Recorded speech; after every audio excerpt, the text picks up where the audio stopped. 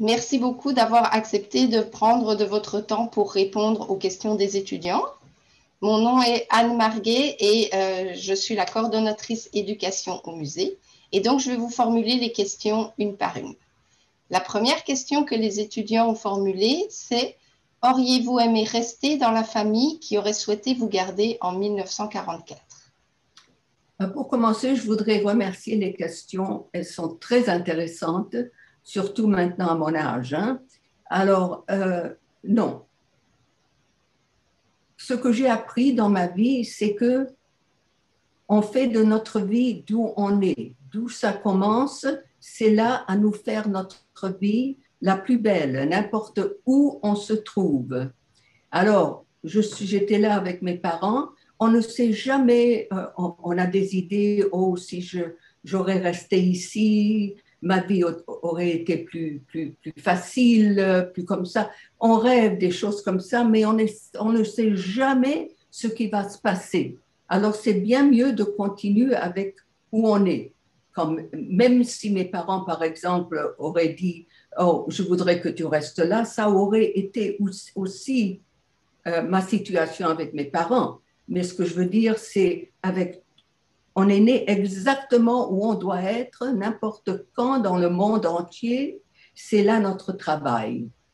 Alors, non, je suis très contente avec tous les problèmes que j'ai eus avec mes parents, d'avoir resté avec mes parents pour avoir la vie que j'ai, qui est vraiment, après toutes les grandes difficultés, de faire une vie extraordinaire.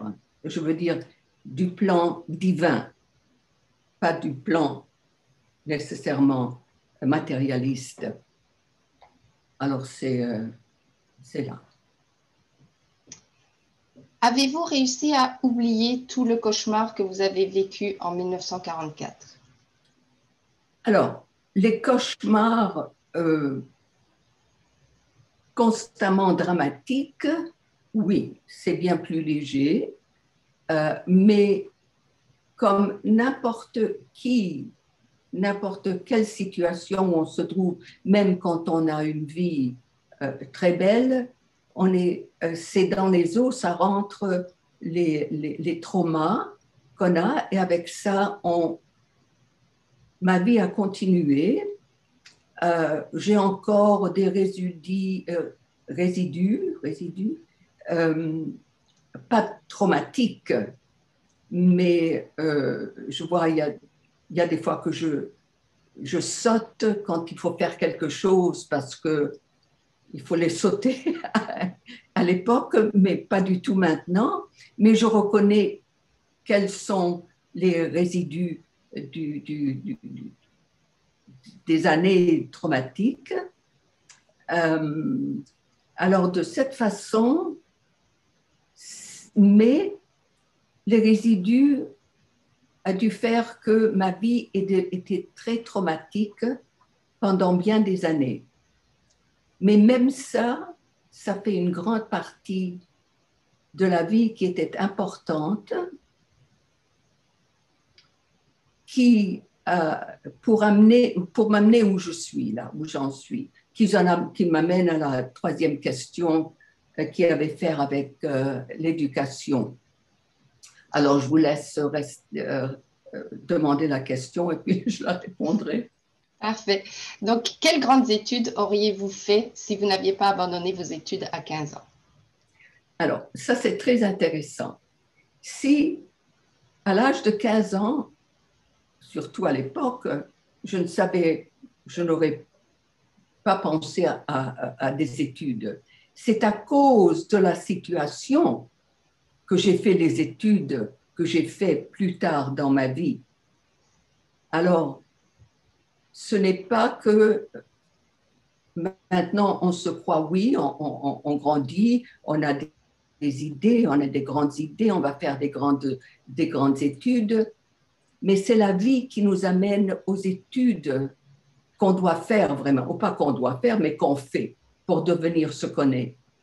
Alors moi, la grande étude que j'ai faite, c'est-à-dire après ne pas avoir fait les études, c'est d'étudier la vie. Comment ça se fait que le mal qui se passe au monde se fait? Alors, c'était ça l'étude, qu'est-ce que ça veut dire la vie? Qu'est-ce qu'on fait de la vie? Pas nécessairement être un grand docteur, grâce à Dieu qu'on les a, mais de comprendre comment peut-être, et aussi aider aux enfants, à mes enfants, comment voir la vie au futur. Et alors, c'est seulement que de l'enfer qu'on va chercher le miraculeux. C'est du pire qu'on va chercher le Messie. C'est du plus bas qu'on va chercher, comme on dit, Jésus, le Messie, et la vie messianique qu'on veut vivre un de ces jours. Pour moi, je cherchais un miracle. Et j'ai trouvé où aller chercher ce miracle. Et ce miracle est dans la vie du nom je suis nommée après Sarah dans la Bible. Et c'était Sarah qui a produit un miracle. Alors je me suis demandé comment ça se fait qu'elle a produit un miracle. Et c'est la leçon de vie. C'est que tout ce qui passait dans l'Holocauste, le mal qui se passe au monde entier, a affaire à une chose qui est tout à fait terrestre, et c'est comme ça que ça doit être pour nous amener au divin, et c'est la jalousie. L'envie et la jalousie, c'est ça qui nous amène, et l'orgueil, où ça nous amène. Et Sarah a fait, quand elle a, je ne vais pas aller dans l'étude de la Bible ici, mais c'est elle qui a compris que c'était la jalousie qu'il a, quel est le mot, elle avait à travailler la jalousie pour arriver au miracle. Est-ce que vous voulez savoir qu'est-ce qu'elle a fait ou quoi? Est-ce que vous... Oui, bon, oui. Alors, elle avait un problème, elle ne pouvait pas avoir d'enfant. Elle a eu un enfant à l'âge, quand c'était impossible, elle avait 90 ans, mais alors, elle a dit que elle a donné à son mari la femme, une autre femme, Hagar, et elle a dit que en travaillant cette jalousie, donner à quelqu'un d'autre le mérite d'avoir un enfant, j'espère quel est le mot, rectifier cette situation. Alors, à l'âge quand c'était impossible, c'était un miracle. Et d'après moi, ce qui se passe au monde, et surtout maintenant, on entend partout, oh, je voudrais avoir ce que celui-là a, et que l'autre, je n'ai pas ce que celui-là a eu, je n'ai pas eu une vie facile, pourquoi pas, celui-là a eu une vie très facile, j'aurais voulu une vie facile, mais ce n'est pas là la belle vie. On a un défi quand on vient au monde, et ça, c'est la mort. Et comment va-t-on vivre pour arriver bien à cette mort? Alors, si on vit une vie peureuse, on meurt une mort peureuse. Mais c'est être un héros dans la vie qui va changer le monde. Mais il n'est pas encore ici, là. Hein? Alors, ça vient vraiment pourquoi, la question que vous m'avez demandé, pourquoi parler aux jeunes, quelle est la question là? Donc, la question suivante, c'est pourquoi vous pensez que c'est important de donner votre témoignage aux étudiants? OK, alors,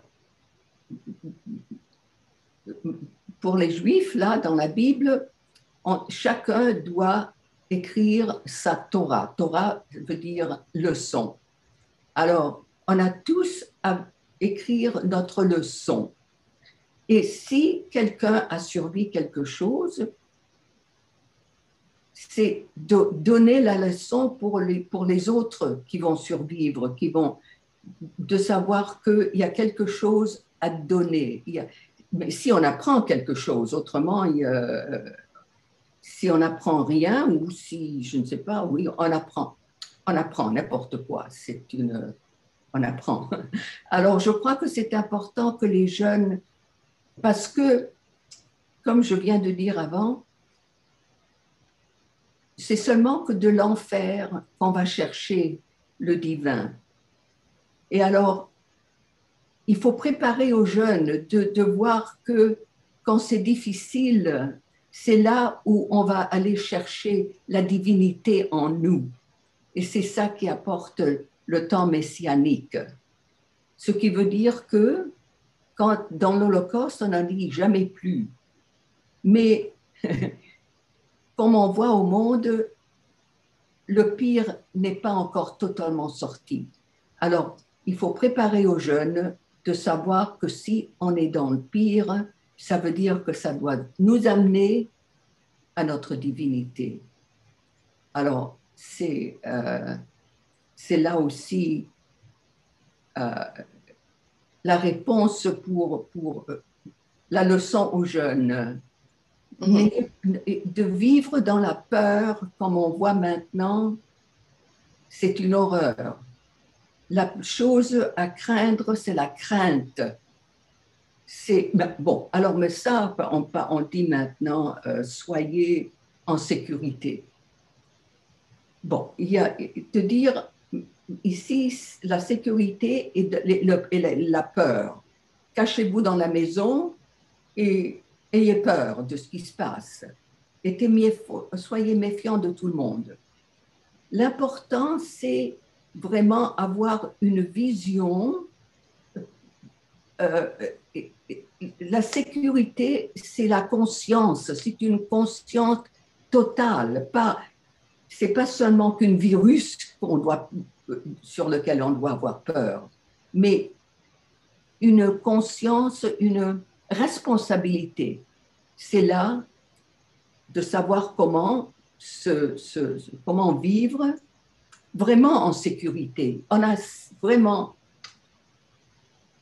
On vit dans le terrestre, mais la vraie sécurité, la seule sécurité, c'est la sécurité divine. Si on a à mourir, on meurt.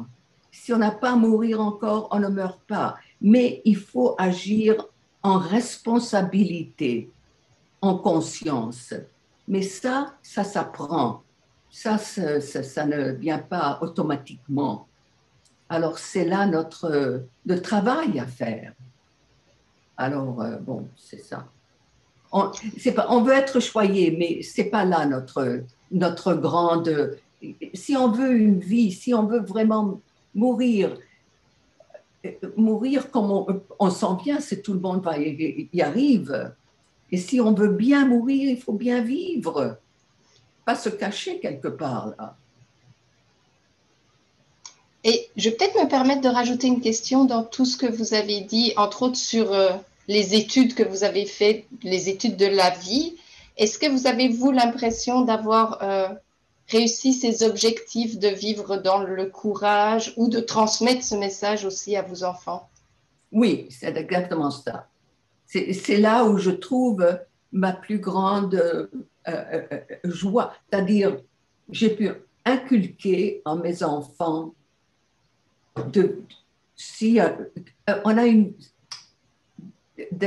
d'arriver à avoir, chacun de nous est tellement unique, il n'y a pas raison d'être jaloux, mais ça vient seulement du divin. Et alors, de savoir qu'on a chacun une mission, ça ne veut pas dire, même si c'est seulement la mission que moi j'ai eue, qui est de donner à mes enfants cette force quand même. Oui, alors, c'était mon travail, oui. Merci beaucoup pour ces réponses, Sarah. Je pense que ça va beaucoup faire réfléchir les étudiants. Vous m'avez fait part aujourd'hui de vouloir compléter les réponses que vous avez données aux élèves hier. Donc, merci beaucoup, c'est très gentil et ça montre combien ces questions des élèves vous font réfléchir. Donc, je vous donne la parole pour compléter vos réponses. Bon, merci, oui. Alors, hier, je parlais de les études de ma vie, c'était de comprendre comment ça se passe qu'il y a des holocaustes et puis que ça va continuer si on ne va pas à la source du problème. Et j'ai parlé de la jalousie qui amène au mensonge, qui amène au terrorisme, qui amène au meurtre même. Et on va dans la Bible de Cain et Abel. Est-ce que c'est comme ça qu'on dit en français, Cain et Abel? Oui. Cain et Abel. Oui, c'est ça. Et alors, il était jaloux de son frère, et ça, ce n'est pas d'aujourd'hui qu'on est jaloux. Alors, mais je voulais parler, mais ça nous amène à l'amour, parce qu'on a besoin de l'amour pour éviter les problèmes de tout ce qu'on a. Hein? Et alors, où il y a de la jalousie, il ne peut pas y avoir de l'amour. Mais c'est dans nous tous, dans chacun de nous. Et alors, l'important, c'est pour ça de parler aux jeunes ou à n'importe qui, de comprendre que c'est en nous qu'il faut voir est-ce qu'on est jaloux de celui-là et pourquoi est-ce qu'on est jaloux. On est tous, moi je suis jalouse comme tout le monde. Mais ce que je veux dire aussi, c'est que dans la Bible, c'est un féminin, la femme d'Abraham, Sarah, qui nous a montré comment arriver au miracle, comment travailler cette jalousie en nous pour le tourner en miracle. C'est très difficile, c'est notre travail sur monde. Et alors, voilà, je voulais seulement parler de l'amour et comment arriver à l'amour, parce que c'est ça qu'on a besoin pour éviter des autres holocaustes qui s'en viennent, parce qu'on n'est pas conscient de la source du problème. Alors, c'est ça que je voulais je ne l'avais pas expliqué hier. C'était là dans le général, mais l'important, c'est d'apporter la chose à l'amour. Tout le monde parle de l'amour et comment y arriver là. C'est un travail que j'avais à faire, que je suis toujours en train de faire, et c'est le travail mondial, il me semble. C'est ma leçon de la vie de l'Holocauste et pour laquelle vous me demandez des questions. Et j'espère qu'on arrive à l'amour plus vite que plus tard. Merci beaucoup, Sarah, pour ce message à la fois très positif et, comme vous le dites, aussi difficile de tous les jours, mais je pense que ça peut aussi beaucoup aider les étudiants. Merci beaucoup. Merci beaucoup et très bonne journée. OK, merci.